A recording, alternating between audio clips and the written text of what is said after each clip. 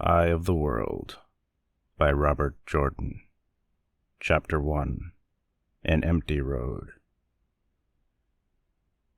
The wheel of time turns, and ages come and pass, leaving memories that become legend.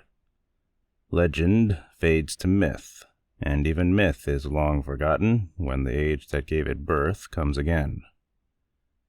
In one age, called the Third Age by some, an age yet to come, an age long past, a wind rose in the mountains of mist. The wind was not the beginning. There are neither beginnings nor endings to the turning of the wheel of time. But it was a beginning. Born below the ever cloud-capped peaks that gave the mountains their name, the wind blew east. Out across the sand hills, once the shore of a great ocean, before the breaking of the world. Down it flailed into the two rivers, into the tangled forest called the Westwood, and beat at two men walking with a cart and horse down the rock-strewn track called the Quarry Road. For all that spring should have come a good month since, the wind carried an icy chill, as if it would rather bear snow. Gusts plastered Randall Thor's cloak to his back, whipped the earth-colored wool around his legs, then streamed it out behind him. He wished his coat were heavier, or that he had worn an extra shirt. Half the time, when he tried to tug the cloak back around him, it caught on the quiver swinging at his hip. Trying to hold the cloak one-handed did not do much good anyway.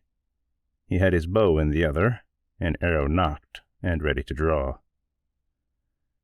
As a particularly strong blast tugged the cloak out of his hand, he glanced at his father over the back of the shaggy brown mare.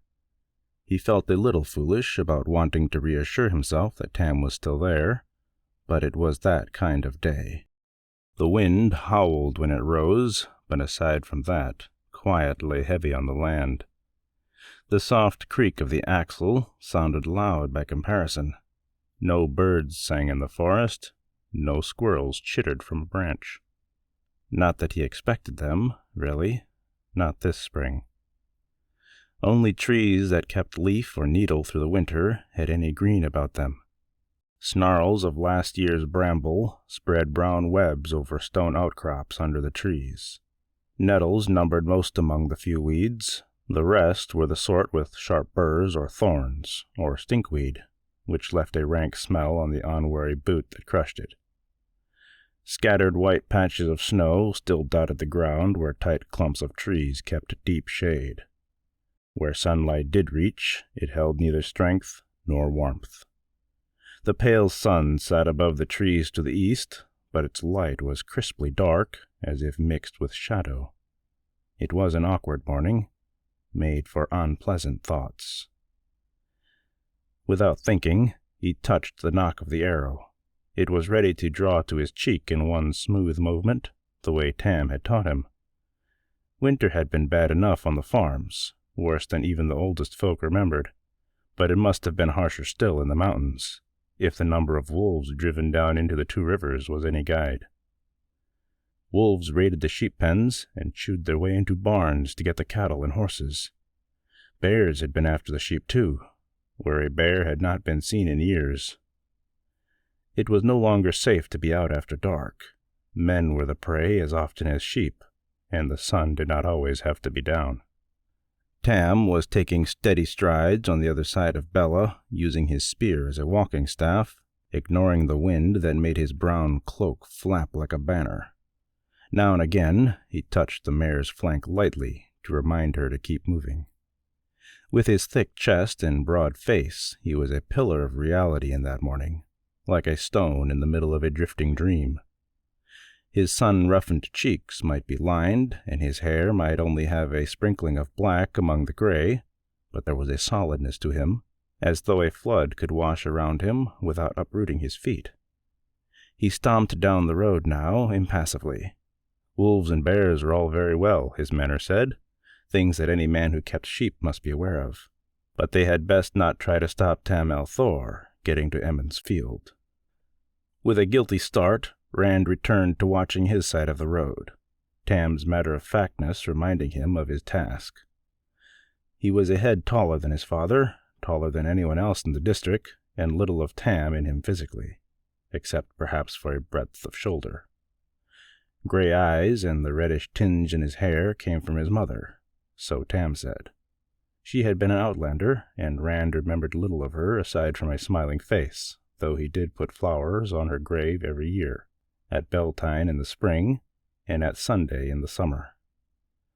2 small casks of Tam's apple brandy rested in the lurching cart, and 8 larger barrels of apple cider, only slightly hard after winter's curing. Tam delivered the same every year to the Wine Spring Inn for use during Beltane, and he had declared that it would take more than wolves or a cold wind to stop him this spring. Even so, they had not been to the village for weeks. Not even Tam traveled much these days, but Tam had given his word about the brandy and cider, even if he had waited to make delivery until the day before festival. Keeping his word was important to Tam. Rand was just glad to get away from the farm, almost as glad about the coming of Beltane. As Rand watched his side of the road, the feeling grew in him that he was being watched. For a while, he tried to shrug it off. Nothing moved or made a sound among the trees, except the wind, but the feeling not only persisted, it grew stronger. The hairs on his arms stirred, his skin prickled, as if it itched on the inside. He shifted his bow irritably to rub at his arms and told himself to stop letting fancies take him. There was nothing in the woods on his side of the road, and Tam would have spoken if there had been anything on the other. He glanced over his shoulder and blinked. Not more than 20 spans back down the road, a cloaked figure on horseback followed them, horse and rider alike, black, dull, and ungleaming.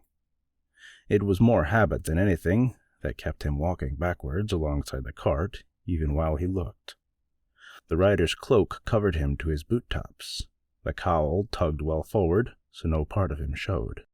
Vaguely, Rand thought there was something odd about the horseman, but it was the shadowed opening of the hood that fascinated him. He could see only the vaguest outlines of a face, but he had the feeling he was looking right into the rider's eyes, and he could not look away. Queasiness settled in his stomach. There was only shadow to see in the hood, but he felt hatred as sharply as if he could see a snarling face. Hatred for everything that lived. Hatred for him most of all.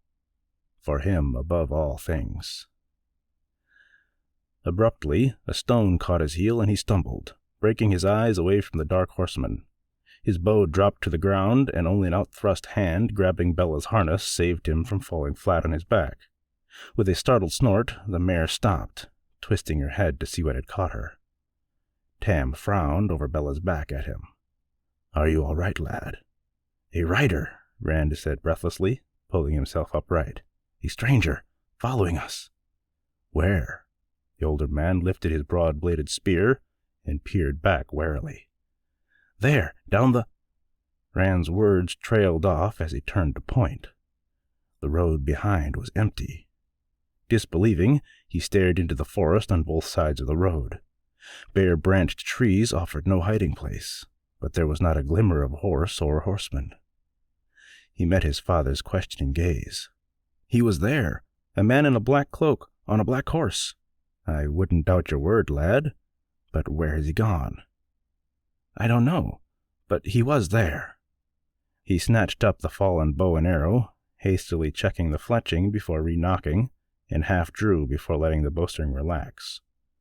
There was nothing to aim at. He was. Tam shook his grizzled head. "If you say so, lad. Come on, then. A horse leaves hoofprints, even on this ground." He started toward the rear of the cart, his cloak whipping in the wind. "If we find them, we'll know for a fact he was there. If not, well, these are days to make a man think he's seeing things."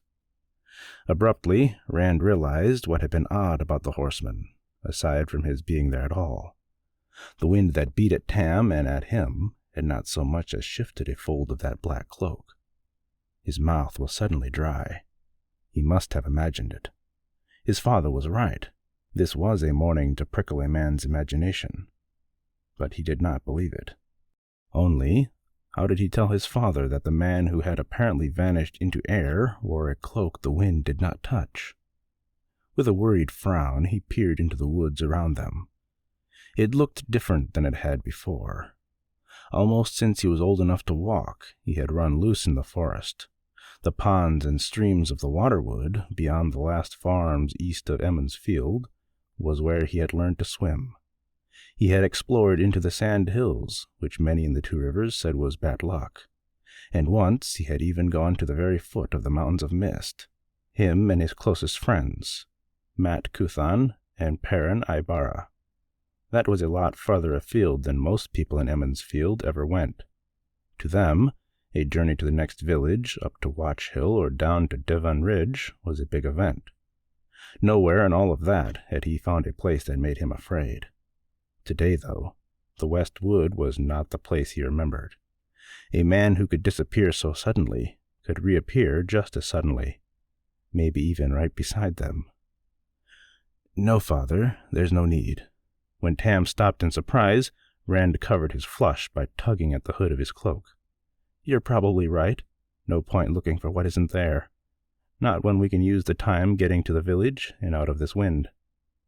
"I could do with a pipe," Tam said slowly, "and a mug of ale, where it's warm." Abruptly, he gave a broad grin. "And I expect you're eager to see Egwene." Rand managed a weak smile. Of all things he might want to think about right then, the mayor's daughter was far down the list. He did not need any more confusion. For the past years, she had been making him increasingly jittery whenever they were together. Worse, she did not even seem to be aware of it. No, he certainly did not want to add Egwene to his thoughts. He was hoping his father had not noticed he was afraid when Tam said, "Remember the flame, lad, and the void." It was an odd thing Tam had taught him. Concentrate on a single flame and feed all your passions into it. Fear, hate, anger, until your mind became empty. "Become one with the void," Tam said, "and you could do anything." Nobody else in Emmons Field talked that way, but Tam won the archery competition at Beltane every year with his flame and his void. Rand thought he might have a chance at placing this year himself, if he could manage to hold on to the void. For Tam to bring it up now meant he had noticed, but he said nothing more about it. Tam clucked Bella into motion once more, and they resumed their journey, the older man striding along as if nothing untoward had happened and nothing untoward could. Rand wished he could imitate him. He tried forming the emptiness in his mind, but it kept slipping away into images of the black-cloaked horseman. He wanted to believe that Tam was right, that the rider had just been his imagination, but he could remember that feeling of hatred too well. There had been someone, and that someone had meant him harm. He did not stop looking back until the high, peaked, thatched roofs of Emmons Field surrounded him. The village lay close into the westwood, the forest gradually thinning until the last few trees stopped actually among the stout frame houses. The land sloped gently down to the east, though not without patches of woods. Farms and hedge-bordered fields and pastures quilted the land beyond the village all the way to the Waterswood, and its tangle of streams and ponds. The land to the west was just as fertile, and the pastures there lush in most years, but only a few handful of farms could be found in the Westwood. Even those few dwindled to none miles short of the sand hills, not to mention the Mountains of Mist, which rose above the Westwood's treetops, distant but in plain sight from Emmons Field. Some said the land was too rocky, as if there were no rocks everywhere else in the Two Rivers, and others said it was hard luck land. A few muttered that there was no point getting any closer to the mountains than needs be. Whatever the reasons, only the hardiest men farmed in the Westwood. Small children and dogs dodged around the cart in whooping swarms once it passed the first few houses. Bella plodded on patiently, ignoring the yelling youngsters who tumbled under her nose, playing tag and rolling hoops. In the last months there had been little of play or laughter from the children, even when the weather had slackened enough to let children out. Fear of wolves had kept them in. It seemed the approach of Beltane had taught them how to play again. festival had affected the adults as well. Broad shutters were thrown back, and in almost every house the good wife stood in a window, apron tied about her and long braided hair done up in a kerchief, shaking sheets or hanging mattresses over the windowsills. Whether or not leaves had appeared on the trees, no woman would let Beltane come before her spring cleaning was done. In every yard, rugs hung from stretched lines, and children who had not been quick enough to run free in the streets instead vented their frustrations on the carpet with wicker beaters. On roof after roof, the good man of the house clambered about, checking the thatch to see if the winter's damage meant calling on old Sen Bui, the thatcher. Several times Tam paused to engage one man or another in brief conversation. Since he and Rand had not been off the farm for weeks, everybody wanted to know how things were going out that way. Few Westwood men had been in. Tam spoke of damage from winter storms, each one worse than the one before, and stillborn lambs, of brown fields where crops should be sprouting and pastures greening, of ravens flocking in where songbirds had come in years before. Grim talk, with preparation for Beltane going on all around them, and much shaking of heads. It was the same on all sides. Most of the men rolled their shoulders and said, "Well, we'll survive, the light willing." Some grinned and added, "And if the light doesn't will, we'll still survive." That was the way of most Two Rivers people who had to watch the hail beat their crops or the wolves take their lambs and start over, no matter how many years it happened, did not give up easily. Most of those who did were long since gone. Tam would not have stopped for Whit Conger if the man had not come out into the street, so they had to halt or let Bella run over him. The Congers and the Kaplans, the two families were so intermarried no one really knew where one family led off and the other began, were known from Watch Hill to Devon Ride and maybe as far as Tarrant Ferry as complainers and troublemakers. "I have to get this to Bran Elver, Whit," Tam said, nodding at the barrels in the cart. But the scrawny man held his ground with a sour expression on his face. He had been sprawled on his front steps, not up on his roof, though the thatch looked as if it badly needed Master Bowie's attention. He never seemed ready to start over, or to finish what he started the first time. Most of the Kaplans and Congers were like that, those who were not worse. "What are we going to do about Nynaeve, Althor?" Conger demanded. "We can't have a wisdom like that for Emmonsfield." Tam sighed heavily. "It's not our place, Whit. The wisdom is woman's business." "Well, we'd better do something, Althor. She said we'd have a mild winter, and a good harvest. Now you ask her what she hears in the wind, and she just scowls at you and stomps off." "If you asked her the way you usually do, Whit," Tam said patiently, "you're lucky she didn't thump you with that stick she carries. Now, if you don't mind, this brandy—" "Nynaeve Almere is just too young to be wisdom, Althor. If the women's circle won't do something, then the village council has to." "What business of yours is the wisdom, Whit Conger?" roared a woman's voice. Whit flinched as his wife marched out of the house. Daisy Conger was twice as wide as Whit, a hard-faced woman without an ounce of fat on her. She glared at him with her fists on her hips. "You try meddling in women's circle business and see how you like eating your own cooking, which you won't do in my kitchen, and washing your own clothes and making your own bed, which won't be under my roof."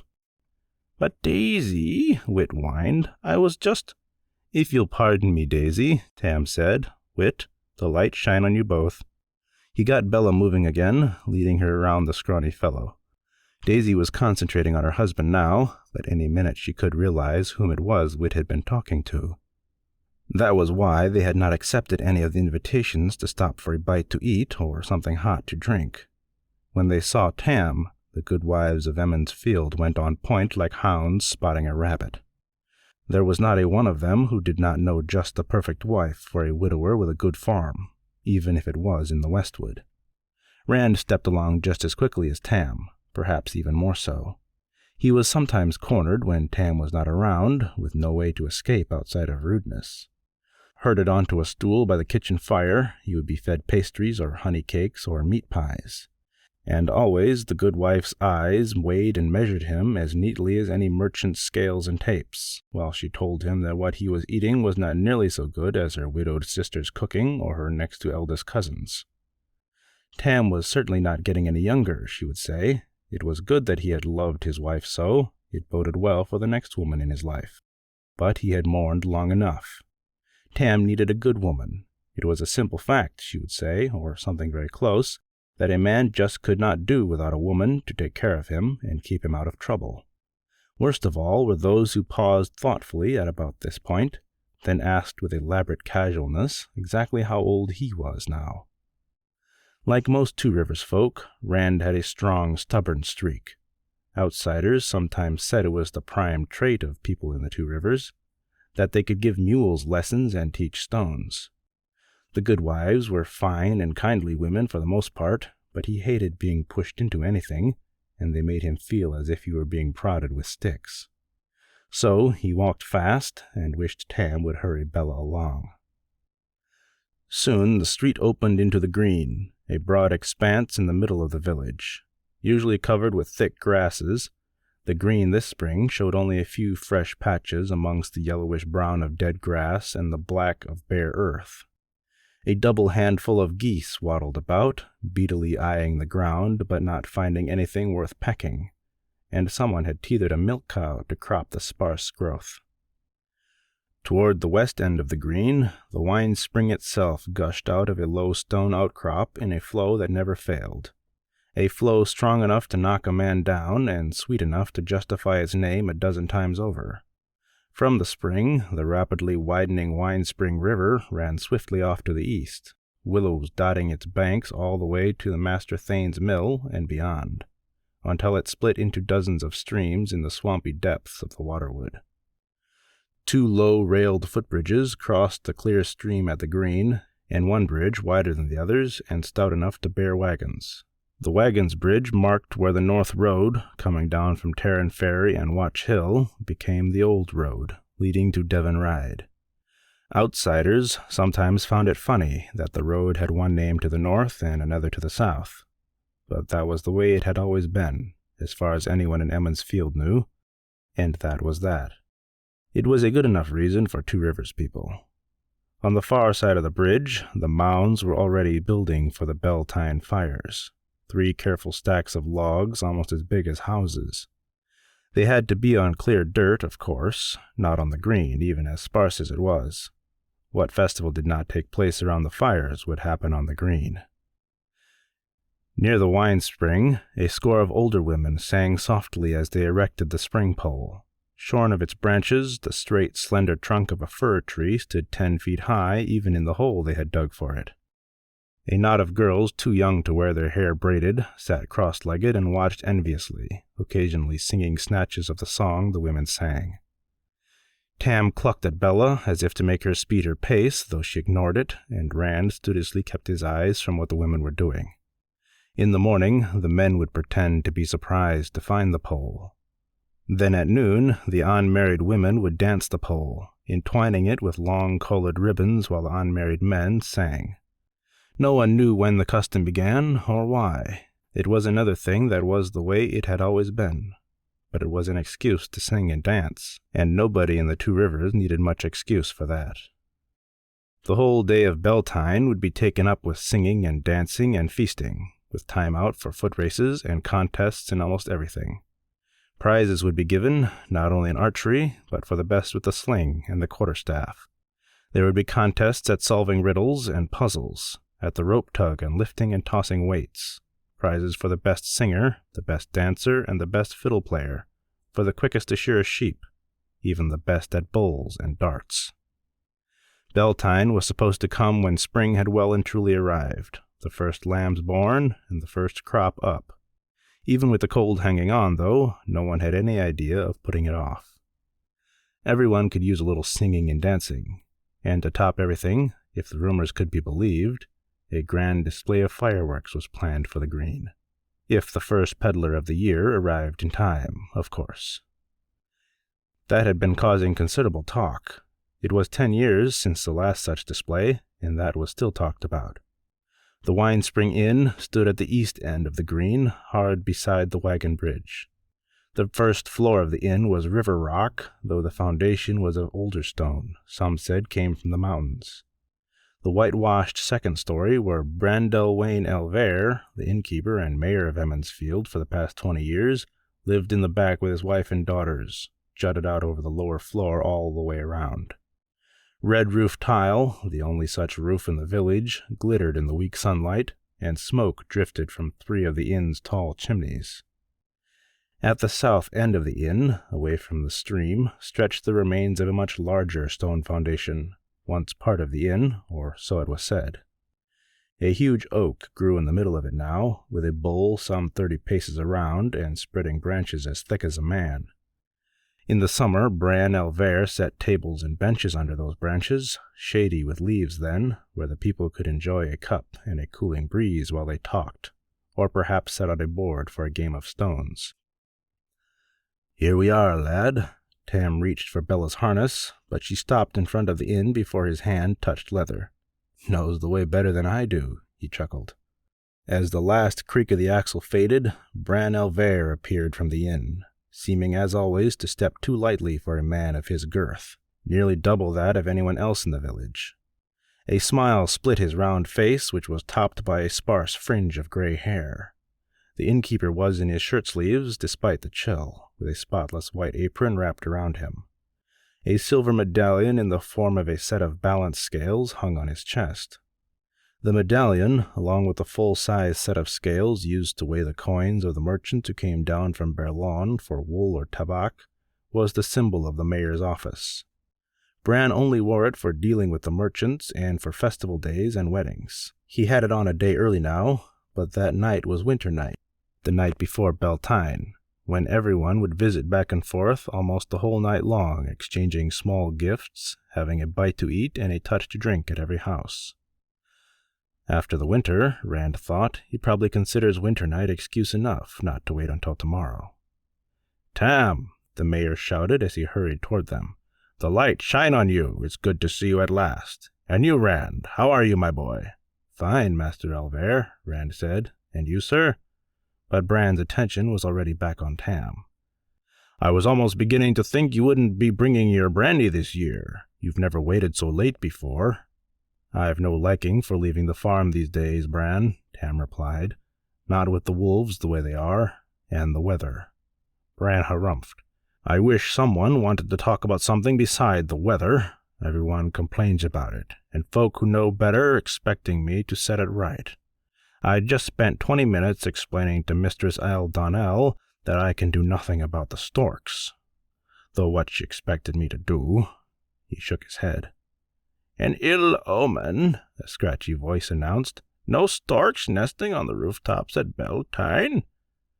Sen Buey, as gnarled and dark as an old root, marched up to Tam and Bran and leaned on his walking staff, near as tall as he was and just as gnarled. He tried to fix both men at once with a beady eye.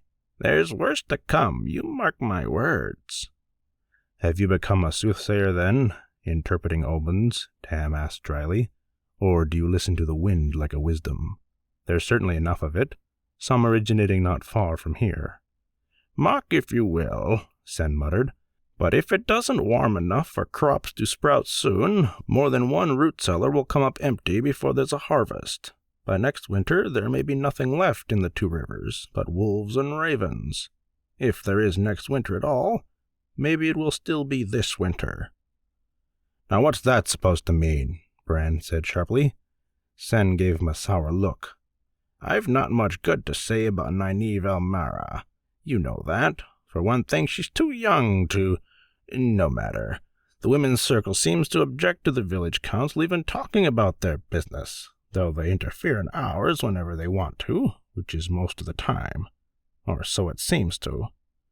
"Sen," Tam broke in, "is there a point to this?" "This is the point, Althar. Ask the wisdom when the winter will end, and she walks away. Maybe she doesn't want to tell us what she hears on the wind. Maybe what she hears is that the winter won't end. Maybe it's just going to go on being winter until the wheel turns and the age ends. There's your point."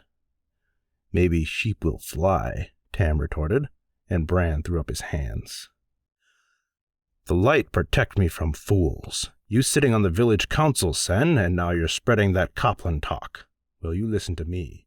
We have enough problems. A quick tug at Rand's sleeve and a voice pitched low for his ear alone distracted him from the older men's talk. Come on, Rand, while they're arguing, before they put you to work. Rand glanced down and had to grin. Matt Cuthan crouched beside the cart so Tam and Bran and Sen could not see him, his wiry body contorted like a stork trying to bend itself double. Matt's brown eyes twinkled with mischief, as usual. Dav and I caught a big old badger, all grouchy at being pulled out of his den. We're going to let it loose in the green and watch the girls run. Rand's smile broadened. It did not sound as much like fun to him as it would have a year or two back, but Matt never seemed to grow up. He took a quick look at his father. The men had their heads together still, all three talking at once, then lowered his own voice. I promised to unload the cider. I can meet you later, though. Matt rolled his eyes skyward. Toting barrels? Burn me, I'd rather play stones with my baby sister. Well, I know of things better than a badger. We have strangers in the Two Rivers. Last evening, for an instant, Rand stopped breathing. A man on horseback? He asked intently. A man in a black cloak, on a black horse? And his cloak doesn't move in the wind? Matt swallowed his grin, and his voice dropped to an even hoarser whisper. You saw him too? I thought I was the only one. Don't laugh, Rand, but he scared me. I'm not laughing. He scared me too. I could swear he hated me, that he wanted to kill me. Rand shivered. Until that day, he had never thought of anyone wanting to kill him. Really wanting to kill him. That sort of thing just did not happen in the Two Rivers. A fist fight, maybe, or a wrestling match, but not killing. I don't know anything about hating Rand, but he was scary enough anyway. All he did was sit on his horse looking at me, just outside the village, but I've never been so frightened in all my life. Well, I looked away, just for a moment. It wasn't easy, mind you. Then when I looked back, he'd vanished. Blood and ashes. 3 days it's been, and I can hardly stop thinking about him. I keep looking over my shoulder. Matt attempted a laugh that came out as a croak. Funny how being scared takes you. You think strange things. I actually thought, just for a moment, mind, it might be the Dark One. He tried another laugh, but no sound came at all this time. Rand took a deep breath, as much to remind himself as for any other reason. He said by rote, The Dark One and all the Forsaken are bound in Shayol Ghul, beyond the Great Blight, bound by the Creator at the moment of creation, bound until the end of time. The hand of the Creator shelters the world, and the light shines on us all. He drew another breath and went on. Besides, if he was free, what would the Shepherd of the Night be doing in the Two Rivers watching farm boys? I don't know, but I do know that the rider was evil. Don't laugh, I'll take an oath on it. Maybe it was the dragon. You're just full of cheerful thoughts, aren't you? Rand muttered. You sound worse than Sen. My mother always said the Forsaken would come for me if I didn't mend my ways. If I ever saw anybody who looked like Ishamael or Agenor, it was him. Everybody's mother scared them with the Forsaken, Rand said dryly, but most grow out of it. Why not the Shadow Man while you're about it? Matt glared at him. I haven't been so scared since... No, I've never been that scared, and I don't mind admitting it. Me either. My father thinks I was jumping at shadows under the trees. Matt nodded glumly and leaned back against the cartwheel. So does my Da. I told Dav and Elam Dautry. They've been watching like hawks ever since, but they haven't seen anything. Now Elam thinks I was trying to trick him. Dav thinks he's down from Terran Ferry, a sheep stealer, or a chicken thief. A chicken thief! He lapsed into affronted silence. It's probably all foolishness anyway, Rand said finally. Maybe he is just a sheep stealer. He tried to picture it, but it was like picturing a wolf taking a cat's place in front of a mouse hole. Well, I don't like the way he looked at me, and neither did you, if how you jumped at me is any guide. We ought to tell someone. We already have, Matt, both of us, and we weren't believed. Can you imagine trying to convince Master Elver about this fellow, without him seeing him? He'd send us off to Naive to see if we were sick. There are 2 of us now. Nobody could believe we both imagined it." Rand rubbed the top of his head briskly, wondering what to say. Matt was something of a byword around the village. Few people had escaped his pranks. Now his name came up whenever a wash line dropped laundry in the dirt or a loose saddle girth deposited a farmer in the road. Matt did not have to be anywhere around. His support might be worse than none. After a moment, Rand said, "Your father would believe you put me up to it, and mine." He looked over the cart to where Tam and Bran and Sen had been talking, and found himself staring into his father's eyes. The mayor was still lecturing Sen, who took it now in sullen silence. "Good morning, Matram," Tam said briskly, hefting one of the brandy casks out onto the side of the cart. "I see you've come to help Rand unload the cider. Good lad." Matt leapt to his feet at the first word and began backing away. "Good morning to you, Master Althor, and to you, Master Alver, Master Bui. May the light shine on you. My da sent me to—" "No doubt he did," Tam said. "And no doubt, since you are a lad who does his chores right off, you've finished the task already. Well, the quicker you lads get the cider into Master Alver's cellar, the quicker you can see the Gleeman." "Gleeman?" Matt exclaimed, stopping dead in his footsteps at the same instant that Rand asked, "When will he get here?" Rand could remember only 2 Gleemen coming into the 2 rivers in his whole life, and for one of those he had been young enough to sit on Tam's shoulders to watch. To have one there actually during Beltane, with his harp and his flute and his stories and all, Emmons Field would still be talking about this festival 10 years off, even if there were not any fireworks. "Foolishness," Sen grumbled, but fell silent at a look from Bran, who had all the weight of the mayor's office in it. Tam leaned against the side of the cart, using the brandy cask as a prop for his arm. "Yes, a Gleeman, and already here, according to Master Alver. He's in a room in the inn right now." "Arrived in the dead of night, he did." The innkeeper shook his head in disapproval. "Pounded on the front door till he woke the whole family. If not for a festival, I'd have told him to stable his own horse and sleep in the stall with it, Gleeman or not. Imagine, coming in the dark like that." Rand stared wonderingly. No one traveled beyond the village at night, not these days, certainly not alone. The thatcher grumbled under his breath again, too low this time for Rand to understand more than a word or 2. "Madman. Unnatural." "He doesn't wear a black cloak, does he?" Matt asked suddenly. Bran's belly shook with his chuckle. "Black? His coat is like every Gleeman's cloak I've ever seen. More patches than cloak, and more colors than you can think of." Rand startled himself by laughing out loud, a laugh of pure relief. The menacing black-clad rider as a Gleeman was a ridiculous notion, but— He clapped his hand over his mouth in embarrassment. "You see, Tam," Bran said, "there's been little enough laughter in this village since winter came. Now even the Gleeman's cloak brings a laugh. That alone is worth the expense of bringing him down from Berlon." "Say what you will," Sen spoke up suddenly. "I still say it's a foolish waste of money. And those fireworks you all insisted on sending off for." "So there are fireworks?" Matt said, but Sen went right on. "They should have been here a month ago with the first peddler of the year. But there hasn't been a peddler, has there? If he doesn't come here by tomorrow, what are we going to do with them? Hold another festival just to set them off? That's if he even brings them, of course." "Sen," Tam sighed, "you've as much trust as a Terran ferryman." "Where is he, then? Tell me that, Althor." "Why didn't you tell us?" Matt demanded in an aggravated voice. "The whole village would have had as much fun with the waiting as with the Gleeman. Or almost, anyway. You can see how everyone's been over just a rumor of fireworks." "I can see," Bran replied, with a sidelong look at the thatcher. "And if I knew for sure how that rumor started, if I thought, for instance, that someone had been complaining about how much things cost where people could hear him when the things were supposed to be secret." Sen cleared his throat. "My bones are too old for this wind. If you don't mind, I'll just see if Mistress Alver won't fix me some mulled wine to take the chill off. Mayor Althor?" He was headed for the inn before he finished, and as the door swung shut behind him, Bran sighed. "Sometimes I think Nynaeve is right about— well, it's not important now. You young fellows think for a minute. Everyone's excited about the fireworks, true, and that's only a rumor. Think how they'll be if the peddler doesn't get here in time after all that anticipating.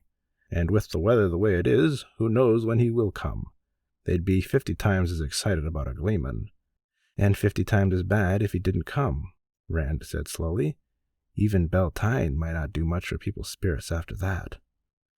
You have a head on your shoulders when you choose to use it, Rand said. He'll follow you to the village council one day, Tam. Mark my words. He couldn't do much worse right now than someone I could name.